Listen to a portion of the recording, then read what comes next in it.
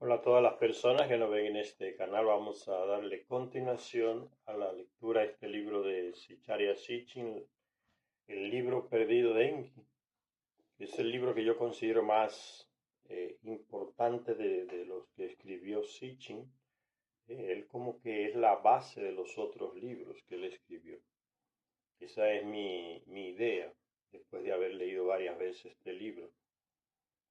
En la última parte estábamos viendo que los Anunnaki decidieron construir dos picos artificiales para guiar las naves que venían desde el espacio, sus naves desde Nibiru, desde Marte, en ese nuevo corredor para naves espaciales, no para aviones.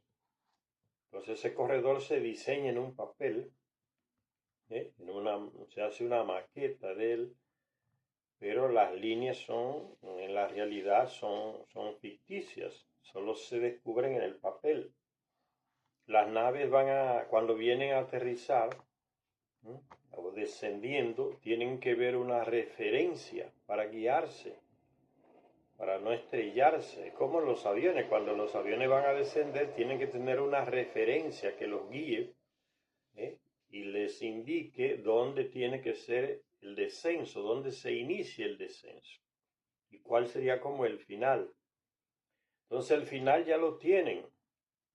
El diluvio había destruido el primer espacio puerto y su diseño quedó todo bajo el lodo. Y ese diseño era desde el sur de Irak hasta allá, hasta lo que hoy es la región de Palestina, por ahí Israel. Y tenía como referencia los picos del monte Ararat, allá entre Siria y Armenia. Y otros picos acá en el Sinaí, que fueron destruidos por el diluvio. Entonces eran como los puntos de referencia de las naves que veían. Al pasar el diluvio todo quedó destruido y Enlil retoma aquel plano antiguo del espacio puerto que él mismo elaboró y decide entonces construir otro espacio puerto, ahora desde Egipto hasta el monte Ararat, que sigue siendo tomado como referencia final, punto final del descenso de las naves. Entonces falta una referencia para el inicio del descenso. Y Enlil y Enki se reúnen, Enki que es el señor, sus dominios son los territorios del África, los de Enlil están ahí en Mesopotamia, la región de Edín. Enlil y Enki se reúnen y deciden entonces hacer un nuevo espacio puerto. Ese nuevo espacio puerto tendrá como final el punto final, que es el monte Ararat entre Armenia y Turquía actualmente. Sí, seguirá siendo el punto final, ¿no?, del descenso. Y el inicio, ellos dicen, tenemos que construir dos montañas, dos picos artificiales para que sirvan de referencia como inicio del descenso de las naves espaciales. Entonces deciden construir dos montes artificiales ahí en esa llanura del Nilo, en Egipto. Están en la región de Enki, que es África, y esa parte donde van a ser construidas las pirámides, como decimos hoy, ellos no decían pirámides, decían montes artificiales, otro nombre, están en los territorios que fueron asignados por Enki, que es padre de Marduk, a Marduk cuando se casó, como regalo de boda. Todo ese territorio del Valle del Nilo le fue asignado a él. Eran los dominios de Marduk. Ahí se iban a construir esos montes artificiales, o llamados pirámides después por nosotros. Se construyen el hijo de Enki, Ningishida, que aquí en América Central se le llamó Quetzalcóatl, y en Egipto se le llamó Tehuti o Tot. Es quien elabora los planos para la construcción y dirige la construcción también. Él levanta una pirámide pequeña, que es la tercera que existe hoy allá en Egipto, de las tres grandes pirámides. Esa pirámide pequeña él la elabora y la levanta como una simple maqueta. Nunca tuvo más uso que es una simple maqueta, como un arquitecto cuando va a construir una obra, que le asignó el gobierno o algún particular, él elabora una maqueta, sea de un edificio, sea de una plaza comercial, y se la presenta al que le está pagando por el proyecto, al dueño del proyecto, sea el gobierno, sea un particular.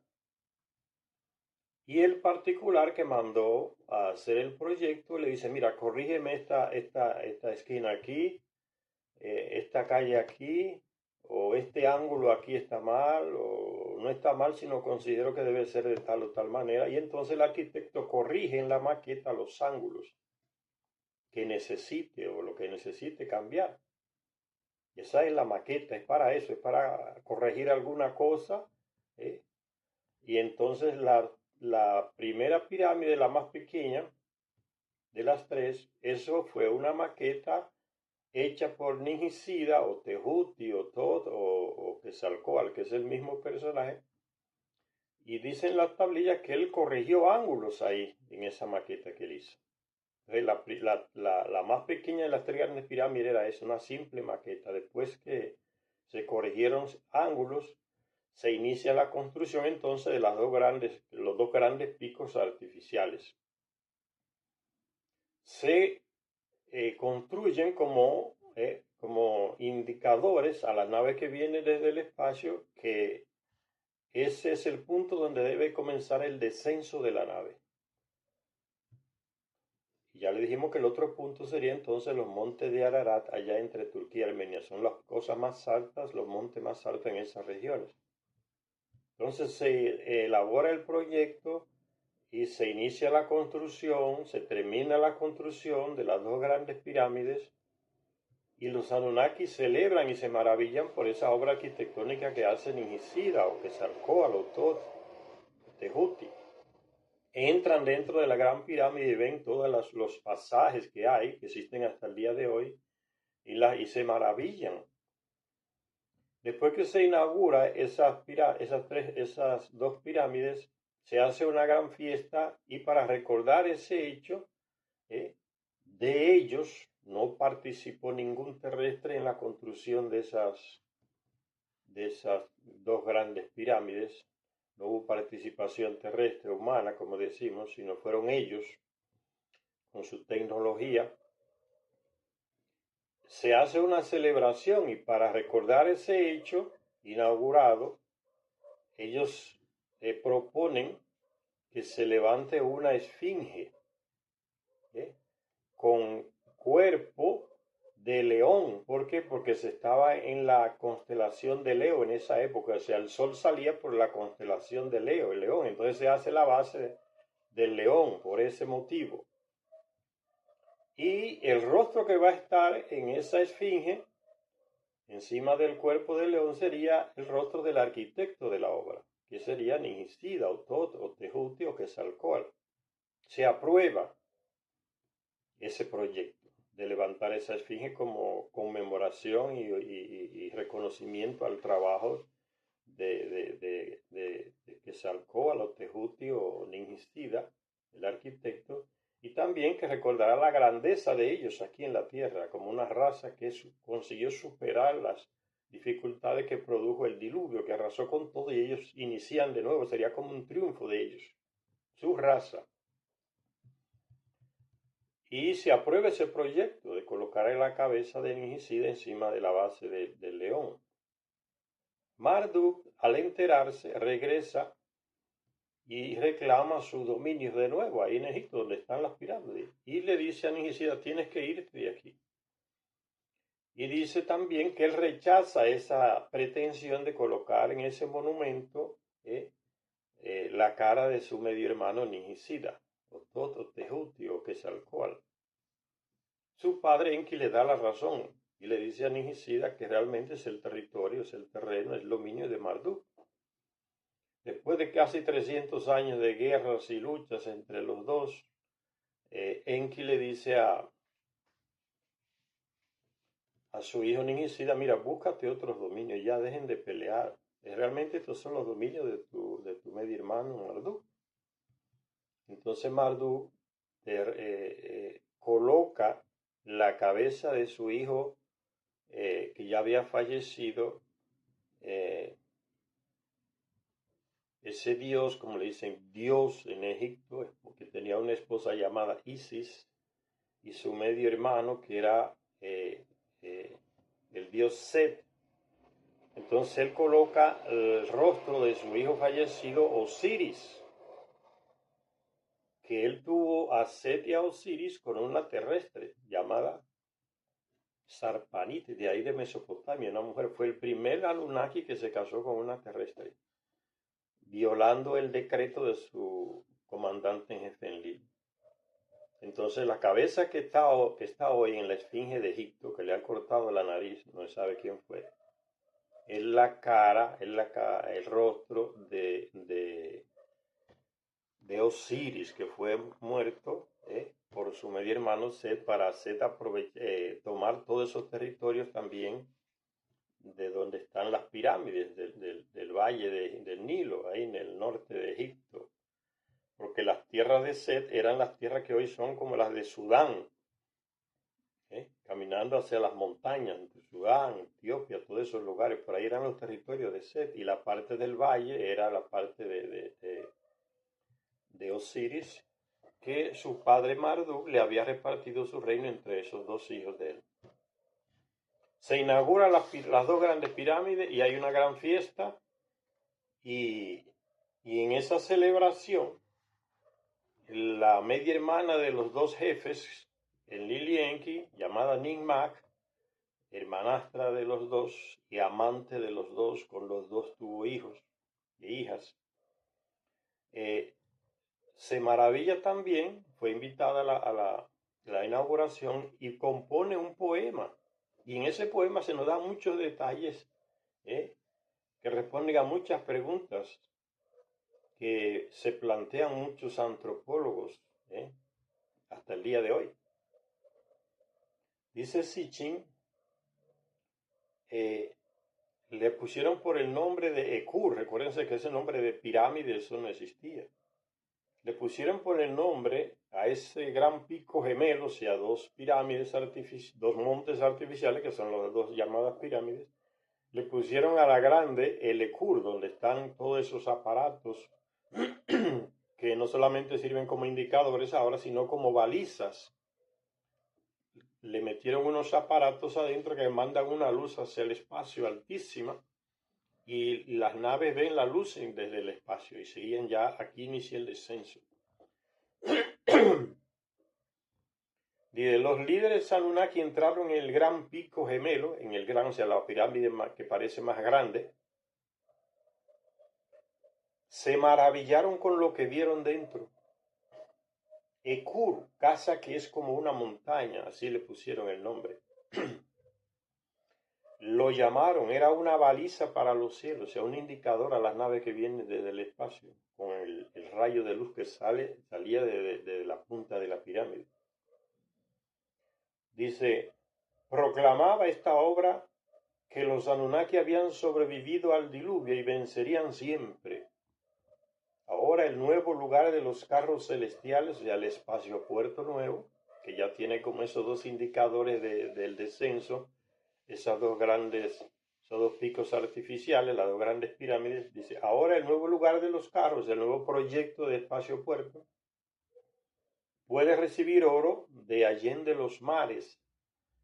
Ese oro, ese allende los mares significa aquí los Andes.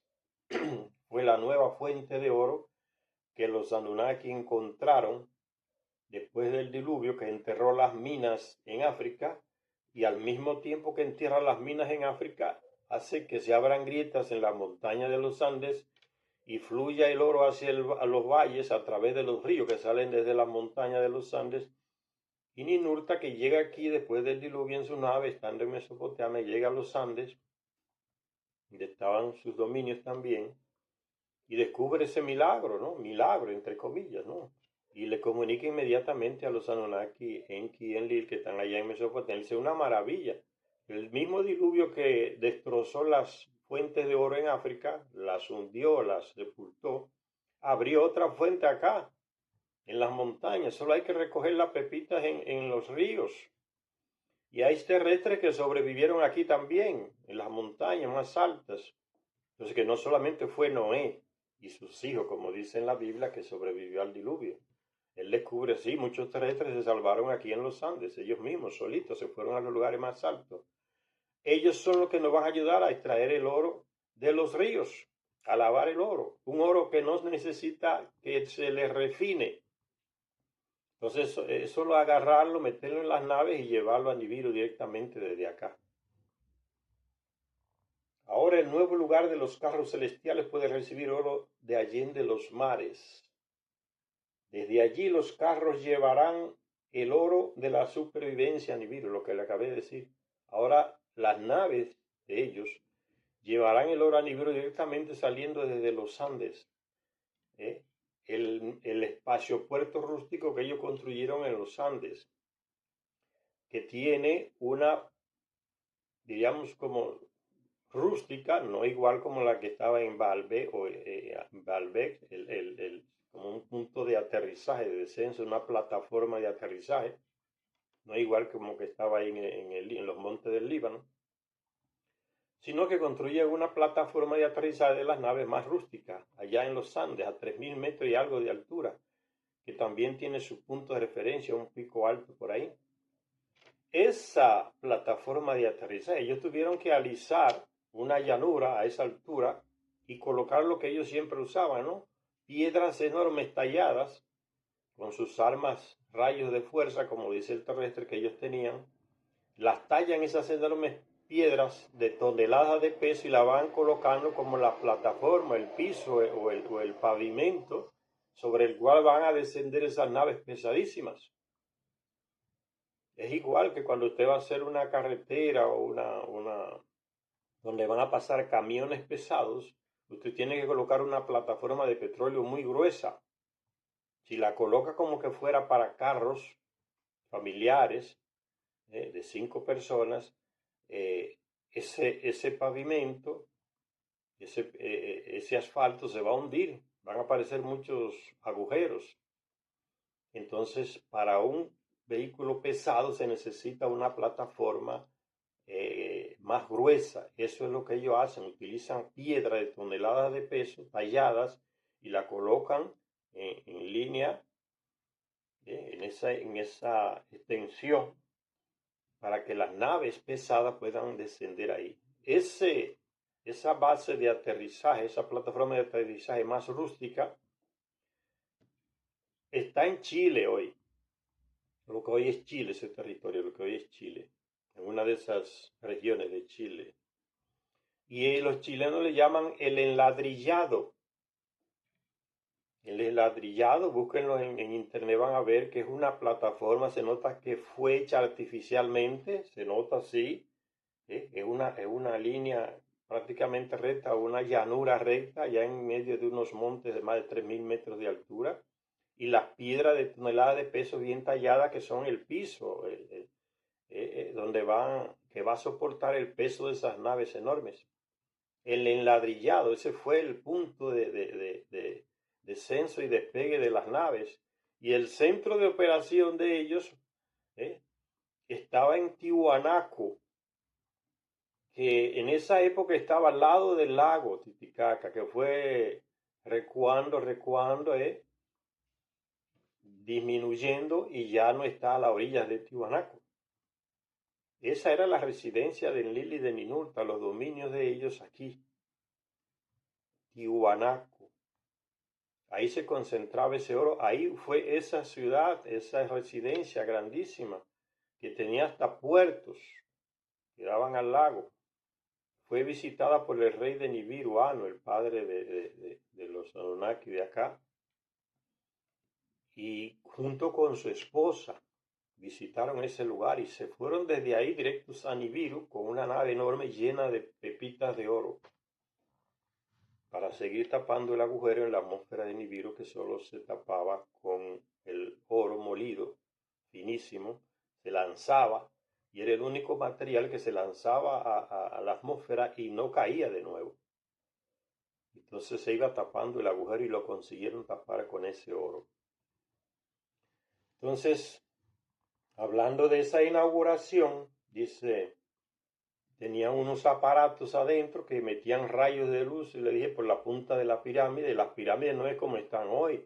Tenían un revestimiento como de un metal, de una piedra, que brillaba con la luz del sol, y ese brillo se veía a kilómetros y kilómetros, porque en un valle, ¿no? En el valle del Nilo. El brillo de esa pirámide se veía a kilómetros por el material del cual estaba revestida, un material que lo creó un hijo de Enki llamado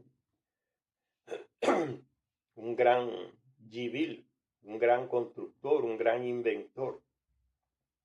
Un tipo con una inteligencia tan grande que hasta creó un escudo protector de esa gran pirámide. Y cuando los Anunnaki estaban en guerra contra Marduk, Marduk se refugió ahí en esa pirámide, y Gibil, que es medio hermano de Marduk, le creó un escudo invisible que los Anunnaki de Enlil disparaban armas y no hacían efecto en la pirámide, no penetraban ese escudo invisible. Imagínense qué tecnología, no la tenemos todavía. Una tecnología, o sea, un escudo que protege. Hoy se está hablando entre Rusia y Estados Unidos de un escudo protector contra los ataques atómicos. Estamos siguiendo el mismo camino que ellos mostraron, un escudo protector. Entonces Enlil entra con Enki y otros Anunnaki, y es el que inaugura esos aparatos que están dentro de la Gran Pirámide. Como cuando usted es presidente o gobernador y encarga una obra grande, una presa, por ejemplo, que va a producir electricidad. El día de la inauguración a usted le invitan como presidente para que apriete un botón y dé inicio entonces la actividad de la gran represa de agua. Eso lo copiamos de ellos, ese gesto. Enlil lo hace, fíjense. Ahora el nuevo lugar de los carros celestiales puede recibir oro de allende los mares, o sea, de estos lados de los Andes, que ellos están allá en Mesopotamia, en Egipto. Desde allí los carros llevarán el oro de la supervivencia a Nibiru, ¿eh? Desde allende los mares, desde el enladrillado donde descendían las naves. Desde allí los carros llevarán el oro de la supervivencia a Nibiru. ¿Supervivencia por qué dice supervivencia aquí? Porque era el oro que iba a hacer que el planeta de ellos, Nibiru, no desapareciera. Se estaba yendo la atmósfera por ese agujero. Entonces ese es el oro de la supervivencia del planeta Nibiru. Va a vivir, no se va a destruir por el oro que se consigue aquí en los Andes. Por eso dicen allende los mares, porque Enki está dictando estas cosas allá en Mesopotamia, lo que hoy es Irak. Por eso habla de allende los mares. Desde allí hacia el este, donde el sol se eleva, en el día designado ascenderán. Hasta allí al sudoeste, donde el sol se pone en el día designado, descenderán. Entonces Enlil activó con su propia mano los cristales de Nibiru. Lo que le dije en la inauguración, entra y aprieta un botón y activa todos los aparatos que estaban dentro de la gran pirámide, que también ayudaban a que se lanzara ese rayo de luz inmenso hacia el espacio. Él activa todo, una inauguración como la hacemos hoy. Enlil activó con su propia mano los cristales, algo que produce esa energía dentro de la pirámide. Dentro de la gran pirámide, luces espeluznantes comenzaron a parpadear, un zumbido hechizante rompió el silencio, los aparatos que están activados. Fuera de la pirámide, el remate se puso a brillar de repente, ¿ve? El remate, la capa que cubre la gran pirámide, que brillaba, el material que se usó. Fíjense. Fuera el remate se puso a brillar de repente. Era una cosa maravillosa, ¿no? Era más brillante que el sol, por eso le dije que el brillo de ese material se veía a kilómetros, donde se pierde el horizonte, porque está en el valle ahí, en el valle del Nilo. Fíjense, la multitud de los Anunnaki, no hay terrestre en esa inauguración. De todas esas teorías estúpidas que aparecen de Norteamérica, de estadounidenses y europeos diciendo que cómo fueron construidas las pirámides, que inventan un montón de disparates y cosas más idiotas, que fueron miles de esclavos arrastrando piedra que iban encima de troncos rodando y cosas. pura porquería. Que una gente que tiene un poco de sentido común dice, ¿cómo es que se pueden inventar tantos disparates? Cuando desconocen las cosas inventan las teorías más absurdas y disparatadas para intentar explicar. Pero todo está claro en las tablillas. Simplemente no lo quieren aceptar. Conocen estos libros de Secharia Sitchin, pero no lo quieren aceptar. Por eso es Sitchin el único que coloca estas cosas. Y los libros de él casi nunca se consiguen, porque hay un bloqueo para que nadie lee esos libros de Secharia Sitchin. La multitud de los Anunnaki están en la inauguración de la Gran Pirámide. Reunidos, elevó un gran grito de alborozo cuando aquella maravilla comenzó a funcionar. Nigmat, la media hermana de los dos líderes, Lili Enki, que había venido para la ocasión de la inauguración de la Gran Pirámide, recitó un poema y cantó. Y aquí en este poema que ella recita en honor a la Gran Pirámide que acaba de inaugurarse, se dan muchos detalles. Fíjense, el poema que ella escribió dice así: casa que es como una montaña, casa con un pico puntiagudo, está equipada para cielo, tierra, cielo con mayúscula, tierra con mayúscula, referente al planeta. O sea, cielo con mayúscula hace referencia al planeta Nibiru. Va a haber una comunicación con el planeta Nibiru, del planeta Nibiru con la Tierra a través de esta obra, ¿no? Porque es el rayo de luz, como yo les dije, que lanza la punta de la pirámide por causa de los aparatos que hay dentro que la producen, una fuente de energía tremenda. Eso hace que las naves que vienen de Nibiru se guíen para iniciar el descenso, como ya les expliqué. Por eso ella dice, está equipada para cielo-tierra. Es la obra de los Anunnaki, no es obra de terrestres. No participaron terrestres en la construcción de esas dos grandes pirámides. Entonces, cuando aparecen esas teorías de que fueron esclavos, de que fueron los judíos que estaban allá y después huyeron, después que puro disparate. Aquí está claro, casa brillante es la obra de los Anunnaki, casa brillante y oscura, casa del cielo y la tierra, porque hace la conexión. Para los barcos celestiales, se está refiriendo aquí a las naves espaciales de ellos. Barco es el lenguaje terrestre que no entiende la tecnología, no le sabe el nombre y escribe barcos terrestres, barcos celestiales. En muchos murales que hay en Egipto antiguo, que están ahí todavía, aparecen personajes encima de un barco, pero al lado del barco, de la barca, aparecen muchas estrellas. Significa que no es un barco que va por el mar, por el agua, sino que va por el espacio. Entonces, una nave espacial. Aquí en Mesoamérica aparecen diseños también parecidos. El barco celestial, así el terrestre le llama a estas cosas. Y como yo les decía, es igual lo que estamos diciendo hoy los terrestres. No conocemos el nombre de una tecnología que aparece, de esas naves que aparecen en distintos puntos del planeta, y muchas personas lo ven, otros son abducidos, llevados dentro de esas naves, y como nos parece un plato, o dos platos juntos, le llamamos, mira, esto es un plato volador, un platillo volador, pero ese no es el nombre de esa tecnología. Simplemente no lo sabemos y le llamamos con algo que se nos parezca, parece un plato volador. Si la nave es cilíndrica, parece un cigarro. Pero ese no es el nombre de esa nave. Eso, aquí es lo mismo, cuando se dice barca celeste, se está hablando no de un barco que va por el cielo, está hablando de una nave espacial. Dice, casa brillante y oscura, el poema de Nigmat, casa del cielo y la tierra, para los barcos celestiales se ensambló, la construyeron los Anunnaki, no hay terrestre ahí, no hay mano de obra terrestre, la construyeron los Anunnaki, casa cuyo interior resplandece con una rojiza luz del cielo, emite un rayo pulsante que llega lejos y alto, el rayo que llega hasta el espacio, guía las naves. Noble montaña de montañas, creada, grande y noble, fíjense lo que dice de los terrestres, está más allá de la comprensión de los terrestres.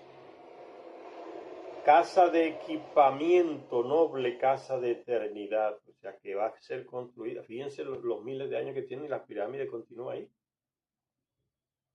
Y los faraones han intentado imitar esa obra haciendo pirámides pequeñitas ahí para que les servían de casa mortuoria, de enterramiento de ellos.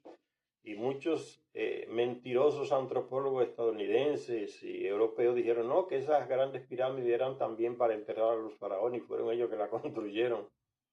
Hasta el día de hoy nunca se ha encontrado un cuerpo enterrado en esas tres grandes pirámides. Los faraones hicieron esas pequeñitas pirámides que están ahí todavía todas destruidas, a mitad de construcción, el viento y el tiempo la destruyó, imitando las enormes que le quedan al lado, que son las tres que construyeron los Anunnaki. No hay manera de que el terrestre haya conseguido hasta el día de hoy imitar esa tecnología de las tres grandes pirámides. Por eso ella dice en el poema, está más allá de la comprensión de los terrestres. Casa de equipamiento, noble casa de eternidad. Las piedras de sus cimientos tocan las aguas. Ya se descubrió que debajo de la base de la gran pirámide corre un río pequeño. Entonces el arquitecto Nijicida proyectó así. El que entra en la gran pirámide no muere porque debajo, en la planta, debajo de la base pasa un agua. ¿No? Las piedras de sus cimientos tocan las aguas.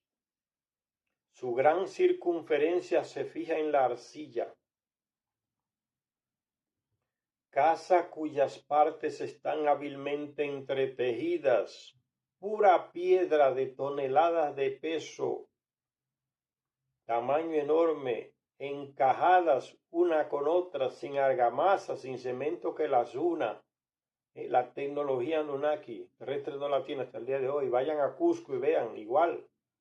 Piedras encajadas una con otra, sin arcilla y sin nada que las una, sin cemento. Pero nadie las mueve. Entre ellas no se entra a veces ni siquiera una aguja. Talladas, como dice el terrestre, con las armas de rayos de fuerza que tienen los Anunnaki. No hay participación terrestre. Hay un relator, Yayo que Garcilaso, el Inca, que dice que un rey inca intentó llevar una de esas piedras enormes de toneladas de peso para construir un edificio. Y más de 30.000 indígenas fueron usados con cuerdas que ellos mismos tejieron para mover esa piedra y que subiéndola se les rompieron las cuerdas y mató a más de miles de indios. Le cayó encima, no pudieron. El terrestre no tiene la tecnología para mover esos grandes pedazos de piedras enormes de toneladas de peso, mucho menos para tallarlas y moverlas y llevarlas de un lugar a otro. La tecnología del Anunnaki, rayos de fuerza, que le quitan la gravedad a las piedras y la llevan como si fueran plumas al lugar que ellos quieren, la encajan como ellos querían. Entonces dice ella, las piedras de su cimiento tocan las aguas, casa cuyas partes están hábilmente entretejidas. Hace descender a los grandes que en los cielos circulan para descansar. Las naves de los Anunnaki que circundaban la Tierra, se quedaban orbitando las tierras, las grandes naves madres se quedaban orbitando las tierras. Las naves que descienden aquí son las que llevan el oro a esas grandes naves madres que se quedan orbitando el planeta. Y el terrestre sigue esa tecnología. No tenemos hoy la estación espacial que está ya circulando el planeta constantemente, orbitándolo. Y donde van personas de aquí, astronautas rusos, ingleses, estadounidenses, y quedan allá 3, 4 meses, hasta un año. Pues los Anunnaki ya tenían esa tecnología más avanzada. Por eso, y ella lo menciona. Hace descender a los grandes que en los cielos circulan para descansar, para que desciendan. Los que están en esas naves grandes, orbitando el planeta cuando quieren descansar, se guían por las luces de la gran pirámide y descienden a descansar aquí al planeta Tierra. Eso es lo que ella está diciendo. ¿Ve? Hace descender a los grandes que en los cielos circulan para descansar. Los grandes son los Anunnaki, compañeros de ella, los héroes, le dicen ellos también. Casa que es un punto de referencia para las naves espaciales de entrañas inabarcables. El Ekur está bendecido por el mismo Anu. Anu aceptó la construcción, aprobó el proyecto y dio la orden, puede construirse. El rey de Nibiru. El Ekur está bendecido por el mismo Anu. Bendecido significa eso, fue ordenado, dio la orden, dio el permiso. No es como una bendición como hacen los padres y la cosa, una cosa así. No es ese disparate. Bendición significa que le dio su aprobación. Tiene el poder para hacerlo. El Ekur está bendecido por el mismo Anu. Así, y ahí termina el poema de Enigma a esa gran pirámide que está siendo inaugurada. Así recitó y cantó Enigma en la celebración de la inauguración de la gran pirámide. Mientras los Anunnaki celebraban su notable obra, Enki le dijo a Enlil palabras de sugerencia. Le hizo una sugerencia a Enlil. Oye, Enlil, ¿por qué para recordar esta gran construcción, a su gran arquitecto, esta gran obra de nosotros, los Anunnaki, ¿por qué no levantamos un monumento?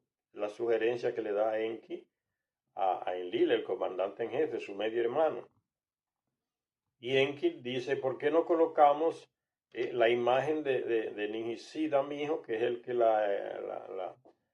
elaboró el proyecto de la construcción, y se coloca en una base que recuerde la estación en que estamos, que es la constelación de Leo?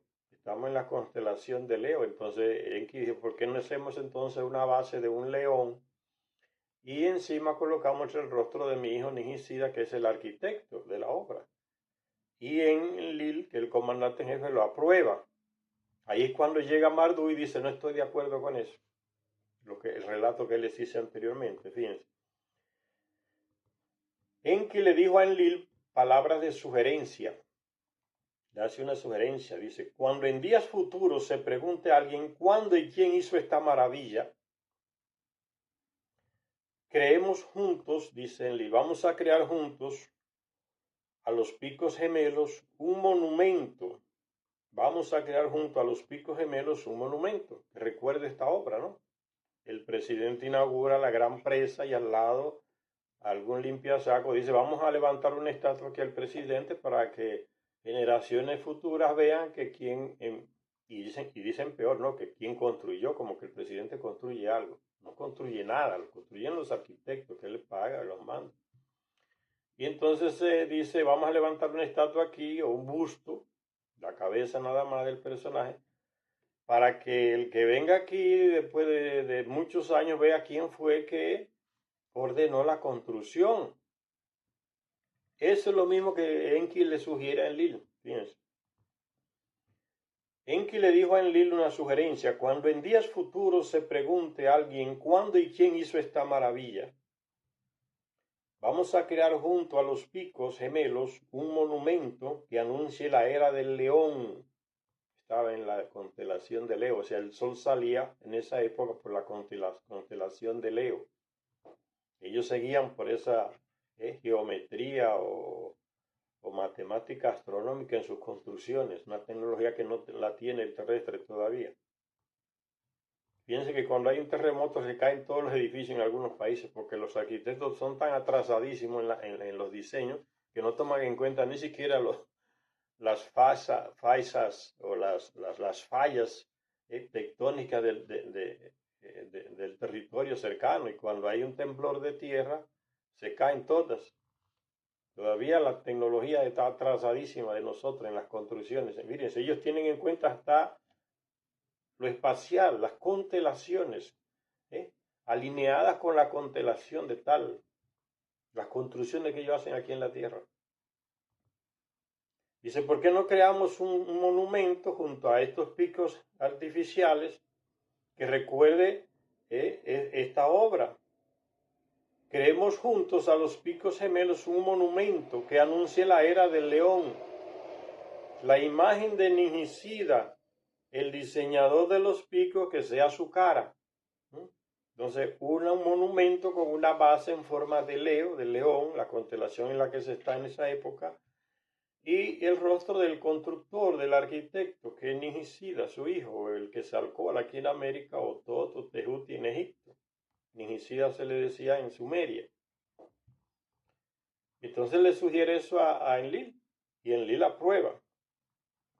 La imagen de Ningishida, el diseñador de los picos, que sea su cara, que mire exactamente hacia el lugar de los carros celestiales, hacia el monte del Sinaí donde estaba el espacio puerto, que mire hacia allá.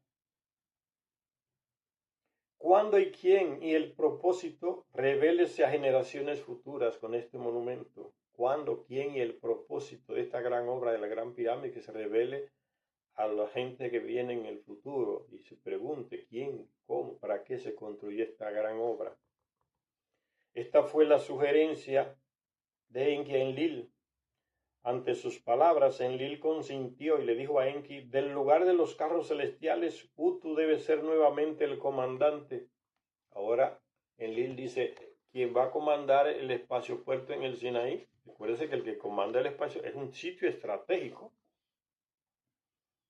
Hoy los terrestres siguen igual haciendo lo mismo, ¿no? Los gobiernos inteligentes tienen lugares estratégicos, tienen empresas estratégicas que no se les puede entregar a ningún extranjero. Una empresa estratégica es la que produce la energía del país.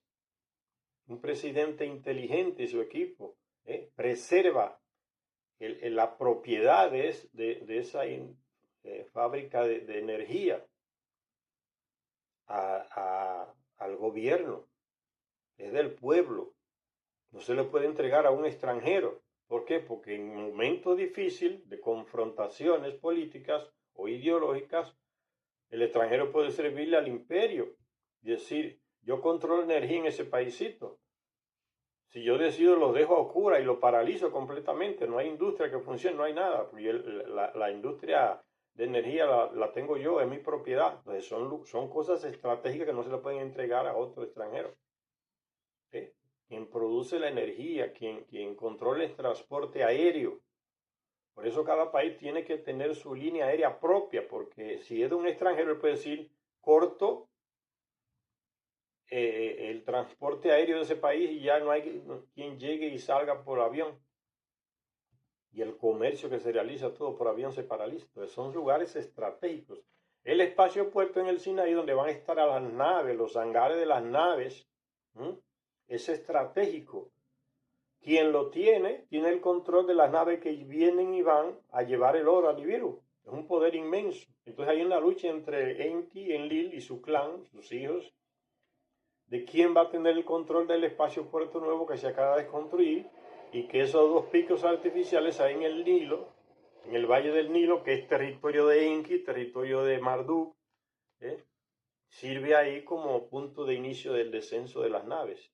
¿Quién va a controlar el espacio puerto donde van a estar las naves y los hangares de las naves y en el Sinaí? Y él dice: mi sobrino Utu, que se encargue de eso, porque él dirigía eso en el otro espacio puerto que el diluvio destruyó.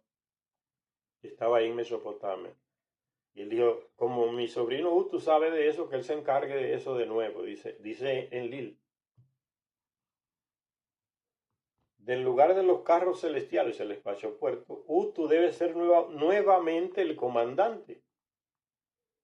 Que el león de mirada fija, exactamente orientado al este, tenga la imagen de Ningishida. O sea, Enlil acepta la propuesta de Enki de que la imagen del monumento con base de león sea la cara de Ningishida, el hijo de Enki, pero al mismo tiempo mete otra cosa. Dice: el espacio puerto va a ser dirigido, controlado por mi sobrino Utu. Es una técnica de negociación que seguimos hoy. Yo te doy una cosa y tú me das otra. Cuando se iniciaron los trabajos de talla y modelado del león, la base donde está la esfinge, allá en Egipto hasta el día de hoy, al lado de las pirámides, cuando se iniciaron los trabajos de talla y modelado del león sobre el lecho de roca, Marduk le dijo a su padre Enki palabras de agravio. Ya no habían colocado todavía la imagen de Nigisida encima del león. Aparece Marduk, medio hermano de Nigisida, hijo de Enki también. Le dice a su padre Enki palabras de agravio. O sea, yo me siento mal, yo no acepto esto. Tú me prometiste que dominaría la tierra toda, esa que yo sería el comandante en jefe aquí en el planeta Tierra en lugar de Enlil. Ahora se les conceden a otros mandato y gloria, sin tarea ni dominios, se me deja, porque se le está entregando el dominio ahí del territorio de las grandes pirámides a su medio hermano Nigisida. Entonces, y ese era el dominio de Marduk. Por eso él dice, ahora me está dejando sin dominio. Y estos son mis antiguos dominios, dice él. En mis antiguos dominios se han situado los montes artificiales. Sobre el león debe estar mi imagen, no la de Nigisida.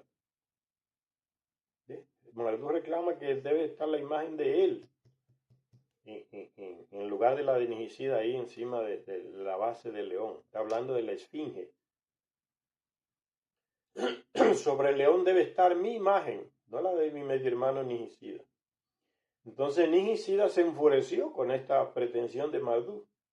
Y el resto de los hermanos de Marduk y Nigisida, de los hijos de Enki, también se molestaron con Marduk. Ninurta y sus hermanos también se levantaron en un clamor por dominio. Entonces, los hijos de Enlil dicen, bueno, ahora si están repartiendo dominios, entonces nosotros queremos también dominios, porque no tenían. Y ahí comienza una pelea. Y Enlil y Enki dicen, bueno, vamos a tener que repartir dominios, porque esta gente está molesto, porque se le va a entregar un dominio a Nigisida, o Marduk está reclamando que ese territorio aquí es de él. Entonces todo el mundo, pues entonces yo también quiero dominio. O sea, yo tengo que tener dominio donde yo mande y terrestres a mi servicio. ¿Ves? La lucha por el poder entre ellos. Ninurta y sus hermanos, los hijos de Enlil, al ver que a los hijos de Enki se le está dando dominios, Marduk, Nigisida, también se enfurecen y reclaman y se levantan en un clamor por dominios. Y están en la fiesta de inauguración cuando está sucediendo esto. Ninurta y sus hermanos también se levantaron en un clamor por dominios. Todos exigían tierras para sí mismos y terrestres que les sirvieran. Ese era el papel del terrestre, servirle a la Anunnaki, no participar en las grandes construcciones de ellos, no lo necesitaban. Entonces, queremos dominios, o sea, territorios propios para nosotros, cada uno de nosotros, y terrestres que nos sirvan, o sea, esclavos a nuestro servicio, y terrestres devotos. No se convierta en disputa la celebración, gritó Nigmat, la media hermana de los dos grandes jefes, en medio de las voces alteradas. En medio de la celebración se crea un problemón, comienzan las discusiones por los territorios, dominios, y ella interviene, como procurando que se calme la situación, y se convierte en la pacificadora. Entonces, en medio de la gritería de los hombres por reclamar sus dominios terrestres que les sirvan, Nima se levanta y dice, calma, calma, no se convierte en disputa la celebración. La tierra todavía está desolada, somos pocos Anunnaki, de los terrestres solo hay supervivientes. Que a Marduk, Nigisida, del honor no le prive. Que Nigisida realmente no le quite el honor que le corresponde a Marduk. Las pirámides, como decimos hoy, están en la historia de él, que se le entregó a él como regalo de boda ahí, el Valle del Nilo. Es de él, ella dice, es de él el territorio, no se le prive a Marduk a favor de Nigisida, de sus privilegios. Que a Marduk, Nigisida del honor no le prive. Tengamos en cuenta también las palabras de Marduk. Eso dice la tía de Marduk, media hermana de su padre Enki. Así dijo Nigmat, la pacificadora, a los líderes enfrentados. Para que prevalezca la paz, debemos repartirnos las tierras habitables entre nosotros, dijo en Lila en un texto del libro del Génesis, se habla de eso.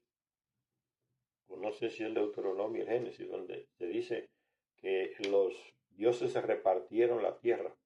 Habla de eso, se refiere a esto. Porque estos son los textos originales. Los del Antiguo Testamento fueron copias que se hicieron miles de años después de estos originales, que están en las tablillas. Así dijo Nimar, la pacificadora, a los líderes enfrentados, para que prevalezca la paz, porque se podían ir a la guerra entre ellos mismos por el poder. Para que prevalezca la paz, debemos repartirnos las tierras habitables entre nosotros, dijo en Lila Enki. Los terrestres no importan, no son tomados en cuenta para nada, son simples sirvientes de ellos, por eso no lo toman en cuenta, los mencionan apenas como que tienen que ser sus servidores, sus sirvientes, sus devotos. Entonces dice, para que prevalezca la paz debemos repartirnos las tierras habitables entre nosotros, dijo en Lila Enki. Estuvieron de acuerdo en hacer de la península un separador incontestable y se le asignó a la pacificadora Nimar. ¿Quién va a quedarse con el territorio donde están las naves? Los proyectiles que se envían al espacio ahí en el Sinaí? Entonces no va a ser ni mía ni tuya, dice en Lila Enki. Vamos a entregársela a nuestra media hermana, que es como algo neutro, ¿no? Entonces sería un territorio neutro, que ni es de ustedes ni es de nosotros. Así no vamos a hacer guerra por ese lugar. Y concordan los dos en entregarle ese territorio de donde está el espacio puerto, las naves ahí, el hangar y todas esas cosas, en el Sinaí, a Nimar que lo administre. Y se crea como una región independiente donde los terrestres no le está prohibido entrar a los terrestres.